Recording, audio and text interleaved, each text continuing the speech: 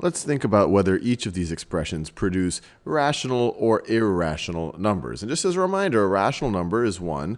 So if you have a rational number x, it can be expressed as the ratio of two integers, m and n. And if you have an irrational number, this cannot happen. So let's think about each of these. So 9 is clearly a rational number. You can express 9 as 9 over 1, or 18 over 2, or 27 over 3. So it can clearly be expressed as the ratio of two integers. But what about the square root of 45? So let's think about that a little bit. Square root of 45, that's the same thing as the square root of 9 times 5, which is the same thing as the square root of 9 times the square root of 5. The principal root of 9 is 3. So it's 3 times the square root of 5. So this is going to be 9 plus 3 times the square root of 5. So square root of 5 is irrational. You're taking the square root of a non-perfect square right over here. Irrational. 3 is rational, but the product of a rational and an irrational is still going to be irrational. So that's going to be irrational.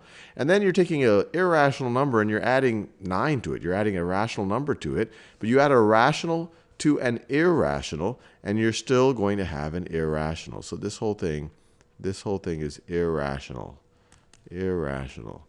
Now let's think about this expression right over here.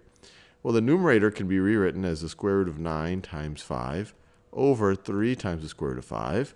Well, that's the same thing as the square root of 9 times the square root of 5 over 3 times the square root of 5. Well, that's the same thing as 3 times the square root of 5 over 3 times the square root of 5. Well, that's just going to be equal to 1. Or you could view it as 1 over 1. And 1 is clearly a rational number. You could write it as 1 over 1, 2 over 2, 3 over 3, really any integer over itself. So this is going to be rational.